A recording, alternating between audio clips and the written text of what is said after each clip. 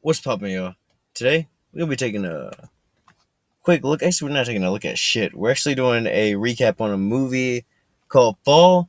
I would have done this like a week ago, but I'm in West Virginia right now, and I seen this the day before we flew out, and we had a layover in Dallas, and I couldn't find my laptop charger, and I'm looking in my luggage, my cousin's luggage, my homie's luggage, and yeah, so it's been complicated.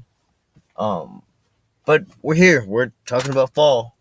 Also, before we talk about fall, I really wanted to show you guys.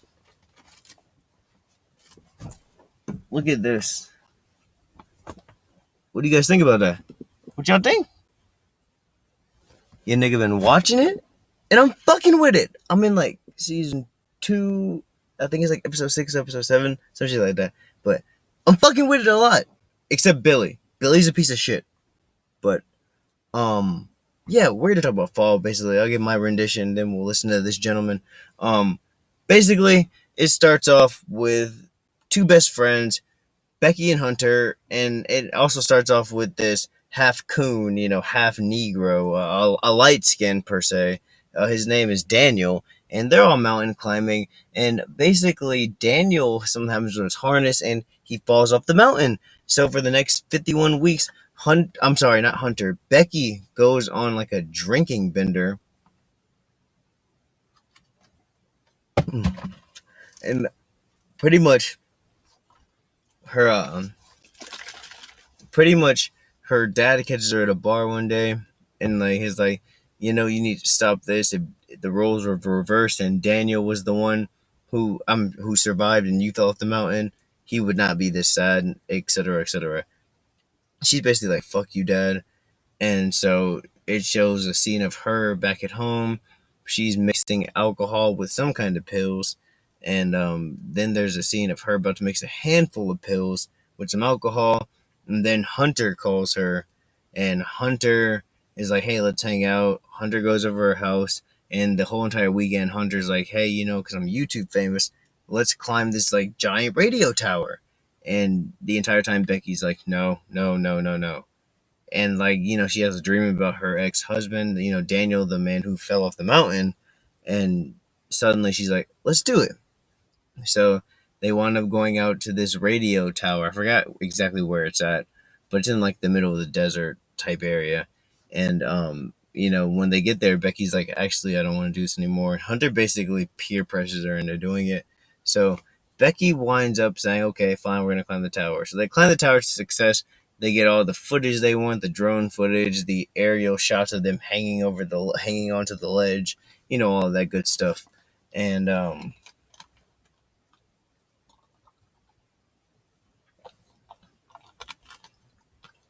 after that, they begin to start heading down, and the ladder, because on the way up, Hunter was messing around with Becky, and she kind of rattled the ladder, and I guess one of the screws came unbolted, sort of, and basically the entire ladder when they came down, when they were on their way down, the entire ladder just came undone and fell off. So they were on top, up on the very top of the satellite dish, where there's a little platform that you can stand or sit on. But um, from that point on, underneath the platform, there was like 4 like steps of the ladder, and then the rest of the ladder was just gone. So it was just a free fall. And we just see some like super creative ways from them trying to, get communication to like the people below because they don't have cell phone signal. We see them like take off their bras and like, their like jack or upper shirts and all this stuff, and try to like wrap it around the cell phone after sending a text and trying to stuff it in the phone and dropping it, and the phone shattering when it gets below. We see them at one scene where there's actually some, like, I guess what you want to call, I don't know, like outlanders. I mean, some kind of junkies, basically, some kind of druggy dudes out there in an RV, and they had like a flare gun, and they shot the flare gun. The guys actually seen them through a pair of binoculars, and they seen them stuck up there. They drive over toward the tower, and they're like, yes, we're getting saved, we're getting saved. And pretty much they just steal their car. We also, seen where like, Hunter attached the harness to the ladder and tried to like, work her way down to the, because there was like a little radio dish, like I think 3 little radio dishes that pointed out, and their backpack on the way up got stuck on there as the whole ladder fell off and they were on it dangling. But the backpack was stuck. Hunter basically like took her GoPro attached because she got down to where the backpack was on the radio dish. She took her GoPro, attached it to the backpack with the supplies in it, and then she attached it to the harness. And like she went and jumped for the harness and grabbed onto the harness, and then Becky helped hoisted her up. And so like they wound up like charging up this drone on the top of the tower where the light is. They had to unscrew it and like do all this funny stuff with like the wiring, but they wound up charging up the drone to full power, and they flew the drone across town to where their hotel was. And it was like just about to get to the hotel, and it was crossing the street, and a semi hit it. And so like they're just having no luck. And the night goes by, and these crows, throughout the entire theme, crows have been circling them even before they climb up the ladder to the radio tower. But there's this scene basically where you think Becky's dead, and she's laying there all still, and basically a crow comes and starts picking at one of her injuries, and pretty much she's like faking dead, and she grabs the crow and they start wrestling up on the platform, and she breaks the crow's neck. So and then she starts eating the crow, and when she starts eating, she's like she's like being, I don't want to even say hydrated, but I guess nourished in some regards for the first time in days. And so she's starting to remember everything that really happened. And Hunter at this point is actually dead, because when she jumped for the backpack, she actually didn't grab on to get hoisted up in time by Becky. She actually fell back down on the radio dish and hit her head. So she's dead the entire time. Becky is imagining things. She's just wishing she could talk to her dad again. And she sends her dad this final text explaining everything. And then she gets the harness. She winds up climbing down to the radio part from the top safe platform. I guess if you want to call it safe. It is windy up there. But she climbs down from the platform down to where Hunter is on the radio dish. And she basically because Hunter's dead at this point, the crows have been picking at her. She, wraps the cell phone up in the shoe one more time. Then she stuffs it inside Hunter's body and then pushes Hunter's body off of the radio dish. And then all of a sudden you see the dad, rushing toward their hotel where they were at. And then you see him rush toward the radio tower. And then he gets there and they're collecting a body. And he's like, no, no. And then after that, she's like, Dad? Because he thought it was like, Becky, but it was actually Hunter. So yeah, basically more of the story is don't take your life for granted. You know what I'm saying? You get one life, so don't play with it. And that was the moral of the story. But it was a pretty good movie. Like watching it the entire time, I kind of had anxiety. Some of the scenes that they had throughout the movie, like as far as the aerial shots, really give you anxiety because they're really up there. One wrong move, they're dead. And like there are parts where they're dangling, and it's just really high risk moments. So definitely recommend seeing the movie. If I had to rate it, I give it like a 8, maybe 8.5 out of 10. It was worth paying for. I'll say that. I only paid $7 to see it, but it was fucking worth it. My opinion, though. Whew, that was an experience. The new movie Fall is hitting theaters, but with a premise that we've seen before. So, is it worth the price of admission? For best friends Becky and Hunter, life is all about conquering fears and pushing limits. But after they climb 2,000 feet to the top of a remote, abandoned radio tower, they find themselves stranded with no way down. Now their expert climbing skills will be put to the ultimate test. So this is in the vein of 47 Meters Down, The Shallows, and Frozen. Well, that ski lift movie, not the overhyped Disney flick. But each of those has a minimal cast with a lonely and isolated premise where survival seems almost impossible for the characters. The opening sequence of this is pretty rough, with green screen effect that's very obvious. But you don't have to worry, because after that, all of the footage looks really believable, and you won't be broken out of the narrative by some just fake-looking high-altitude stunts. This features a sparse cast, with really our main two protagonists driving the story. We follow Becky and Hunter, two great friends, who for some reason have this love of climbing up things that they probably shouldn't be climbing, so that they can get the adrenaline rush. Now, personally, I'd just rather drink a few espressos, be on my way, but whatever. Now, they decide to climb up this massive tower out in the middle of nowhere, and as they reach the top, calamity happens, and then they're stuck. So if you've not seen the trailer, I say keep avoiding it because it does tend to give away a lot, even if some of the scenes are very, very predictable. I was That's only half true. I watched. There's like I think 2 trailers for it, and I mean, it didn't give away everything, but it did give away some. Like some things I seen coming, but still, the entire movie, I was anxious. So don't necessarily listen to that. Was way more invested in this than I thought I would be. And as a result, I was a bit achy in my shoulders from the tension and the anxiety that came from watching. Now, even if you're not afraid of heights, this has some wonderful moments that are designed to make you squirm and hold your breath.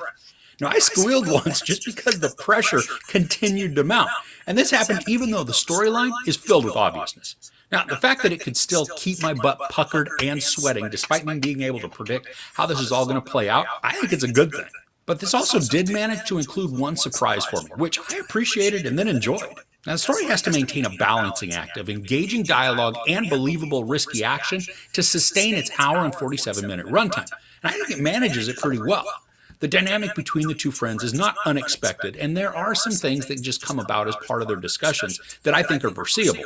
But He's right. There are some things that you definitely can predict, but I mean, there are even some plot twists. Like there's a scene in there when they're up on the radio tower, stuck up there, and they're just chopping it up, and then Hunter's basically like, "Hey Becky, yeah, oh, cause there's the tattoo on her. I forgot what the number was, like 142 or something, but she's like 142.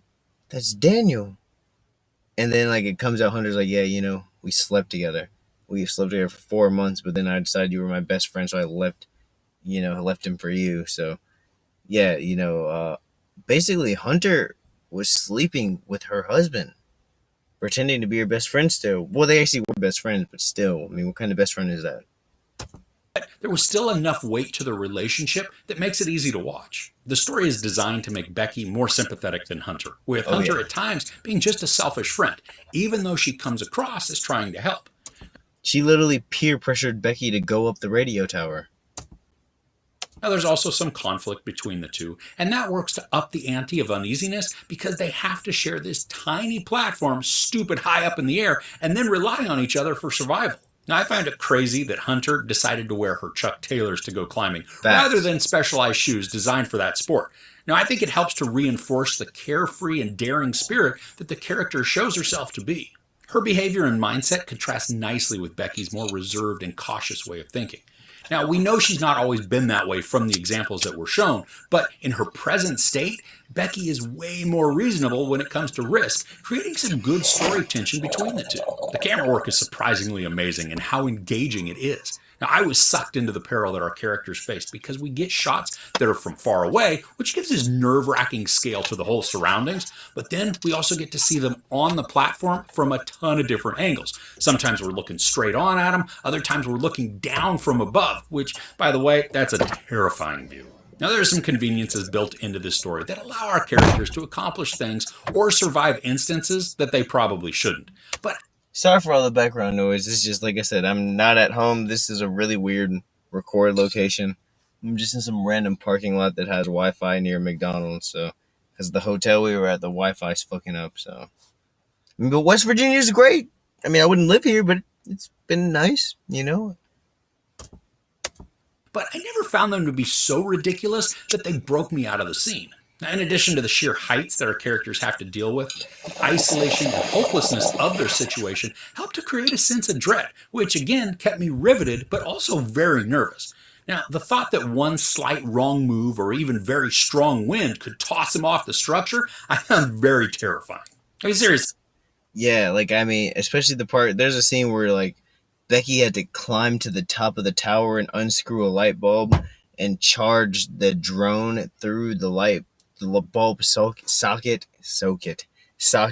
It was complex. Like I mean, like that. It was definitely as far as like thriller. It wasn't like scary, but thriller goes like it definitely has your anxiety like to the max because you're like, yo, these girls are about to die the entire movie because it's just insane. It's not too insane towards unrealistic.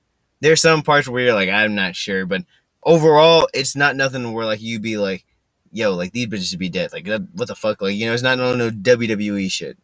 There are some scenes where you're like, I don't know about that.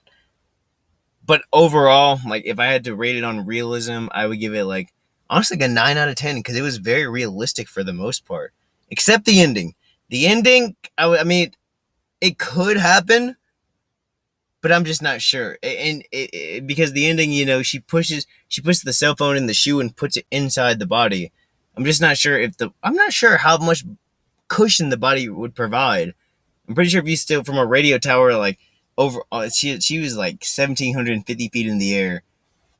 I'm not sure if a cell phone would survive that fall, even tucked inside a shoe antibody, a Chuck Taylor antibody. You let me know in the comment section, because I feel like at that fall, once it hits the ground, it's still going to shatter, even inside the body. But I don't know. Maybe it caught signal on the way down. I don't know. But the ending, I'm not gonna say it wasn't realistic. It was just very anticlimactic and quick.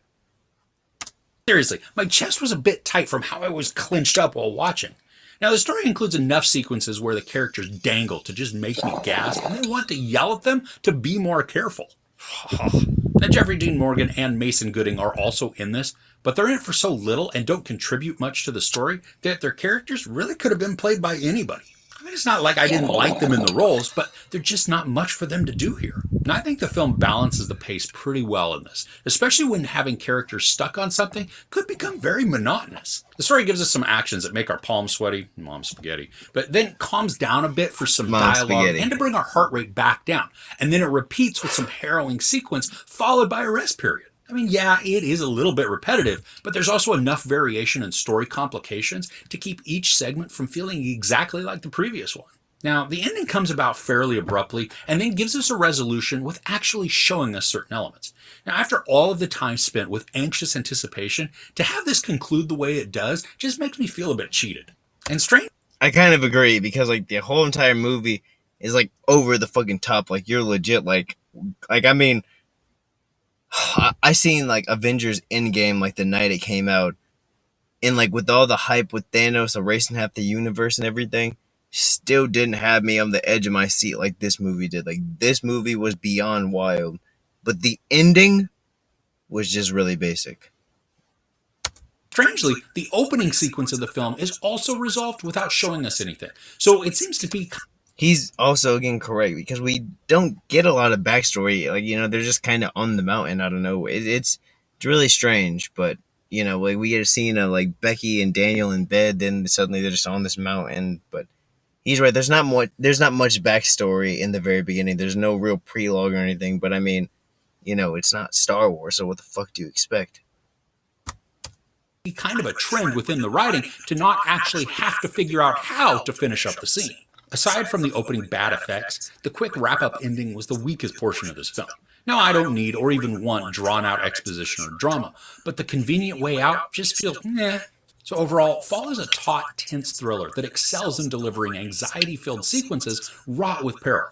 The cinematography is convincing and helps to put us in danger with the characters. And while there are story conveniences present, thankfully these typically aren't so ridiculous that they become laughable and break us out of the narrative. The pacing is effective at maintaining an engaging storyline, alternating between the extreme risk of the tower and the quieter conversations between friends. And I wish the ending wouldn't have been so quickly wrapped up, instead continuing with the tension all the way to the conclusion.